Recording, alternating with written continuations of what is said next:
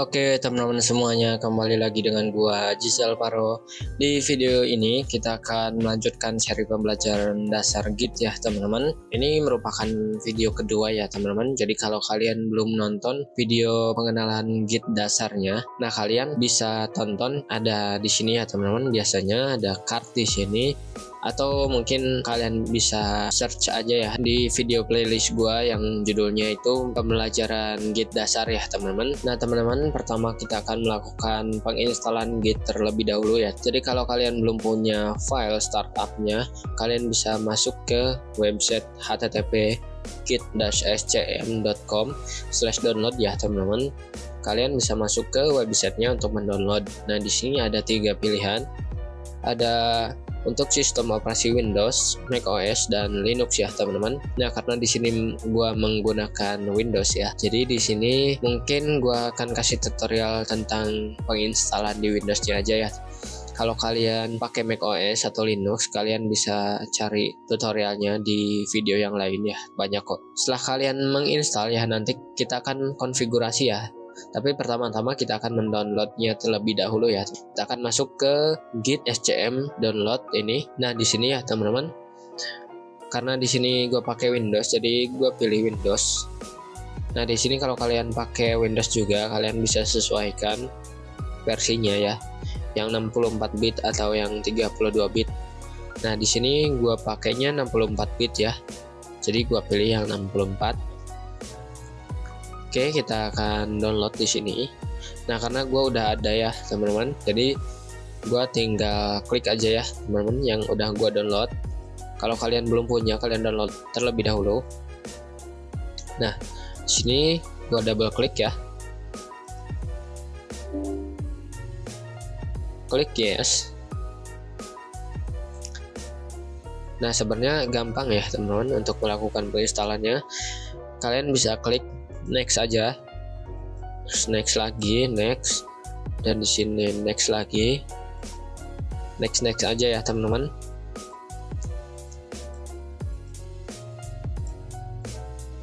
Nah klik install ya teman-teman. Tunggu beberapa detik ya. Ini tergantung kecepatan laptop kalian juga ya. Jadi tunggu aja sampai beres.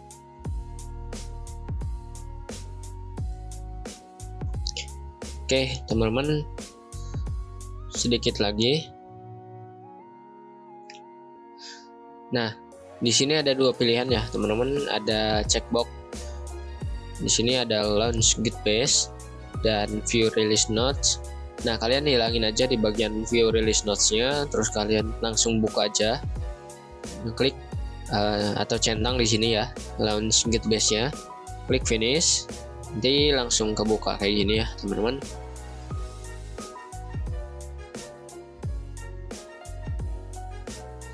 Nah setelah kalian download ya, di sini kita melakukan konfigurasi awal ya teman-teman.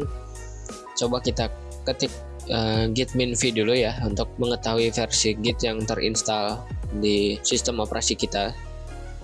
Nah di sini kita ketik git minv.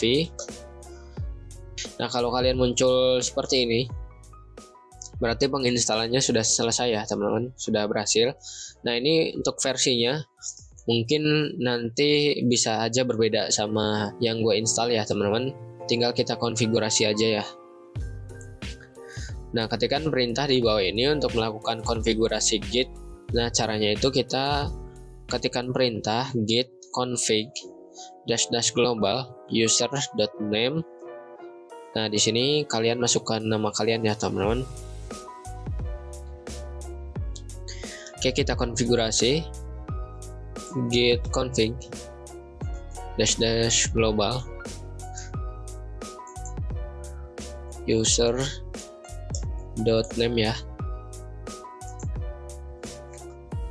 Nah, kalian masukkan nama kalian ya. Terus langsung enter aja. Nah selanjutnya kita masukin user emailnya ya teman-teman. Nah caranya itu kalian ketik git config -- global user.email ya teman-teman.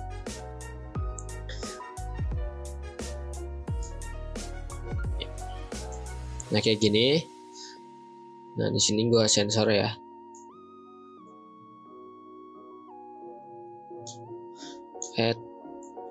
@gmail.com. Nah, di sini langsung enter aja ya, teman-teman. Oke, gua clear dulu. Selanjutnya kita gunakan perintah git config --list ya, teman-teman, untuk memastikan konfigurasi berhasil. Ketik git config --list terus enter ya, teman-teman. Nah, kalau kalian muncul tampilan seperti ini berarti konfigurasinya udah berhasil ya, teman-teman.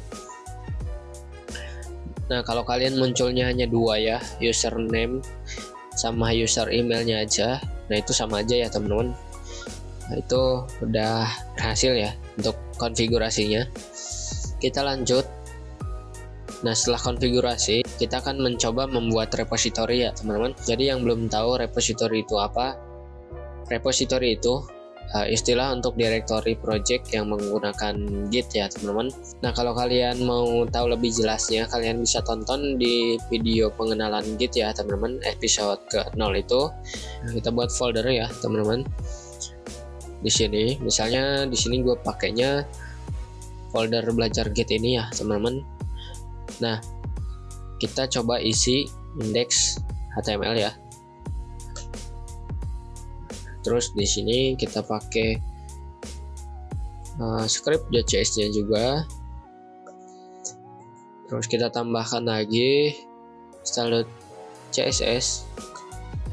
Nah, ini biarin kosong ya, teman-teman. Gak apa-apa, ini karena buat contoh aja. Terus kita akan buka terminal ya. Caranya itu kalian tekan tombol Ctrl plus backtick ya. Nah, atau kalian bisa buka di terminal sini, terus new terminal. Oke, kayak gini ya, teman-teman. Kalau udah, coba kita fullin ya tampilannya. Jadi cara membuat directory baru itu atau membuat repository baru, kita pakainya git init ya, teman-teman. Kita ketik git init di sini. Nah, di sini muncul keterangan initialize empty git repository ya, teman-teman. Nah, di sini ada statusnya juga ya. Terus biasanya kalau di VS Code itu tulisannya jadi hijau ya, teman-teman, kayak gini. Di sini ada statusnya. Statusnya itu kita cek ya di sini. Nah, statusnya untracked ya, teman-teman. Setelah membuat repository, gunakan git status untuk melihat status repositorinya. Jadi kita coba ya cek status dari repositorinya. Nah, di sini ada untracked files ya, teman-teman. Jadi artinya itu 3 file ini belum dimasukkan ke dalam kitnya ya, teman-teman. Nah, di sini ada satu lagi keterangan on branch master. Nah, nanti kita akan bahas ya, teman-teman, di video selanjutnya. Oke, kita akan lanjut terlebih dahulu. Nah, ada 3 tahapan dalam Git ya, teman-teman. Yang pertama itu ada modify. Modify ini artinya kondisi di mana revisi atau perubahan sudah dilakukan, tetapi belum ditandai dan belum disimpan di version control ya, teman-teman. Nah, contoh dari modify ini seperti ini ya, teman-teman. Yang tadi kita cek git status, keluarnya itu status keterangannya untracked files. Nah, ini yang dinamakan modify area ya, teman-teman. Di modify area ini masih diperbolehkan untuk mengedit filenya atau mengedit scriptnya sesuai kemauan kita ya, teman-teman, sebelum kita masukkan ke tahapan selanjutnya ya, teman-teman. Nah, seperti ini. Tahapan selanjutnya itu ada stage ya, teman-teman. Kondisi di mana revisi sudah ditandai tapi belum dimasukkan atau disimpan di version control ya, teman-teman.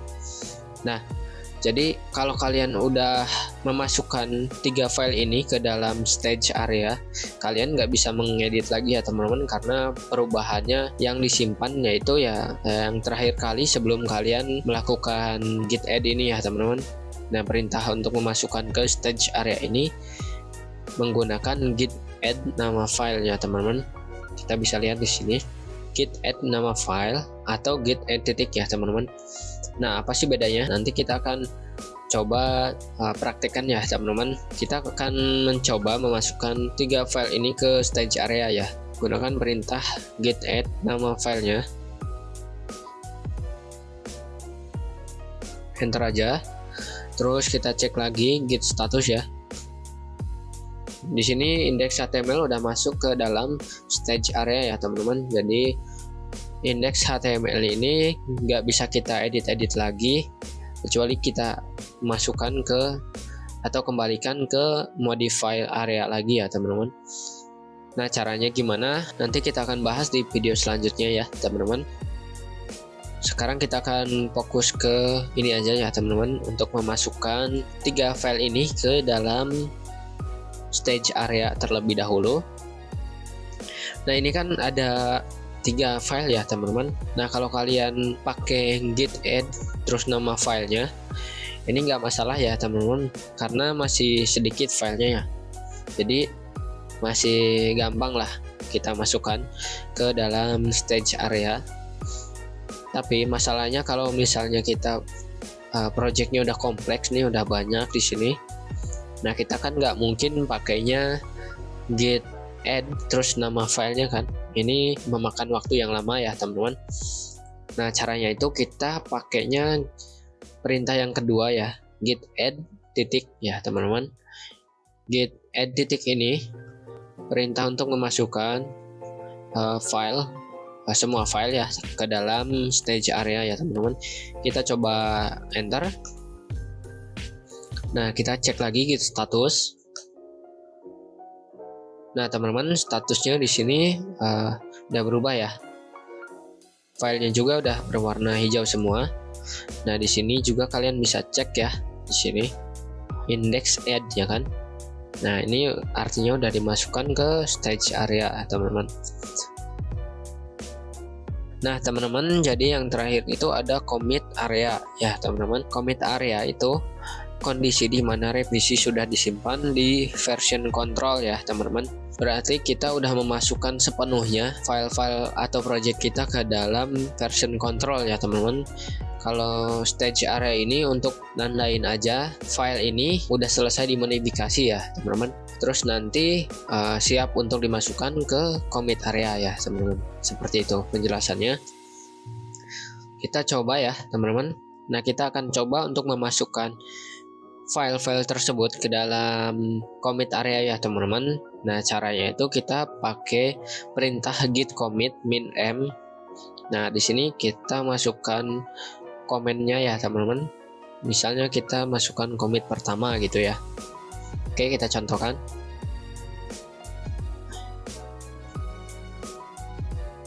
Git commit ya min m. Terus kita tambahkan komennya, misalnya commit pertama, enter. Nah, di sini statusnya udah berubah ya teman-teman, seperti ini. Nah, ini artinya 3 file yang tadi sudah dimasukkan ke dalam version control git kita ya teman-teman. Nah, di sini udah nggak ada status filenya lagi. Coba kita cek di git status ya teman-teman. Nah, git status on branch master, nothing to commit ya teman-teman, working tree clean. Nah, artinya itu jadi di stage areanya itu sudah kosong ya teman-teman. Di stage area maupun di modify areanya sudah kosong ya teman-teman. Kalau kita nih misalnya punya perubahannya, misalnya kita ubah ya di bagian indeks HTML-nya. Misalnya kita ubah kayak gini aja ya.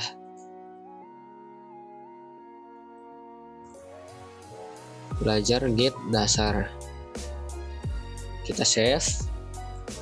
Nah, teman-teman, coba perhatikan di bagian ini statusnya muncul lagi ya teman-teman. Nah, di sini ada status modify ya teman-teman. Berarti kita melakukan perubahan di file yang kita punya. Nah, untuk menyimpan perubahan yang kita lakukan ya teman-teman, kita lakukan langkah yang sebelumnya kita lakukan ya teman-teman. kita git add dulu, git add titik ya. Terus kita coba cek statusnya ya. Nah, di sini modify ya, index.html. Sini udah hijau ya, teman-teman. Nah, di sini udah dimasukkan ke dalam stage area. Nah, selanjutnya kita git commit lagi ya, teman-teman. Mengubah file HTML misalnya. Enter. Nah, teman-teman, filenya udah masuk ke dalam git kita ya, teman-teman. Jadi di sini ada statusnya ini ya, teman-teman, on branch master. Terus di sini komennya mengubah file HTML ya, teman-teman. Nanti kita pelajari ya, teman-teman, apa itu angka-angka ini dan master ini apa sih, teman-teman. Kita akan pelajari di video selanjutnya ya, teman-teman. Nah, mungkin sini dulu tutorial dari gua. Kita akan belajar lagi di video selanjutnya ya, teman-teman. Kalau kalian suka dengan video ini, kalian klik like dan jangan lupa subscribe. Aktifkan tombol loncengnya ya, teman-teman, supaya kalian bisa tahu kalau gua udah upload video terbaru untuk pembelajaran Git ini ya, teman-teman. Sampai jumpa di video berikutnya.